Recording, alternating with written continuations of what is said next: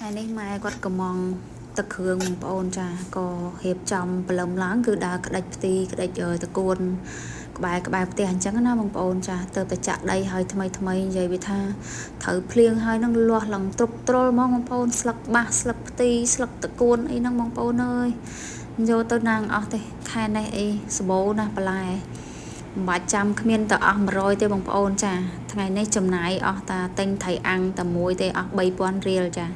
សម្រាប់ម្ហូបមួយមុខហ្នឹងហើយមើលបងប្អូនមើលបន្លែមកកាច់ច្រែងបឹសតែម្ដងហ្នឹង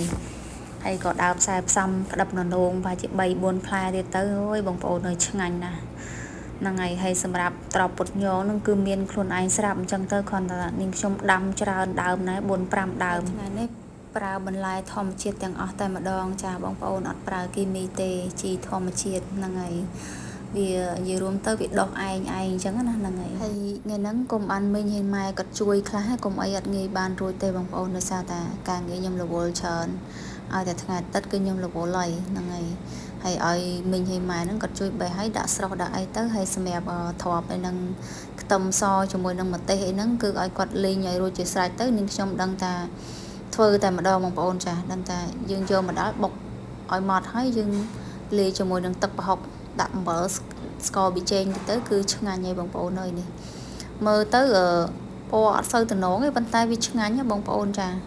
នាងខ្ញុំអត់សូវជាប្រើម្ទេសច្រើនទេដោយសារតែចាស់គាត់អត់សូវចេះហិលហ្នឹងហើយអញ្ចឹងដាក់តា2-3គ្រាប់ទៅគឺរួចហើយបងប្អូនបើសិនជាយើងចង់ហិលក្រៅអញ្ចឹងទៅ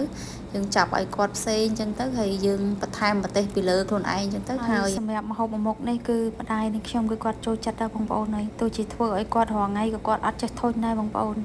គាត់ចូលចិត្តតែបន្លែតែអីហ្នឹងលក់អីហ្នឹងប្រហុកអីហ្នឹងឲ្យតែ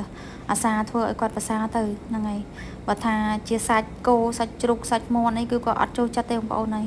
ទោះជាអត់ធ្វើឲ្យគាត់ក៏គាត់អត់ខឹងដែរតែបើថាធ្វើអញ្ចេះគាត់សប្បាយចិត្តណាស់បងប្អូនមើលតែមាត់ទៅដឹងហើយគឺញាប់ឆ្មេហ្មងហើយសម្រាប់ផុសមកបែកខាងនោះវិញគឺគាត់អត់ហូបទេដោយសារតែគាត់អត់សូវចូលចិត្តចឹងទៅគាត់ចូលចិត្តគោឡើងភ្នំចូលចិត្តសាច់ចឹងទៅគាត់ហូបផ្សេងចឹងទៅហើយពួកខ្ញុំហ្នឹងគឺហូបផ្សេងចឹងទៅតែពេលចឹងទៅវីដេអូបែងចែកជាពីរហ្នឹងហើយនិយាយលេងទៅបងប្អូនចានិយាយឲ្យតែបានសើចទៅទេឥឡូវវីដេអូរបស់នាងខ្ញុំក៏បានឈានមកដល់ទីបញ្ចប់ដែរបងប្អូនចាហើយក៏សូមអរគុណសម្រាប់ការតាមដានទស្សនាហើយបើពេញចិត្តនៅវីដេអូហ្នឹងសូមជួយ like comment និង share ម្នាក់មួយផងបងប្អូនចា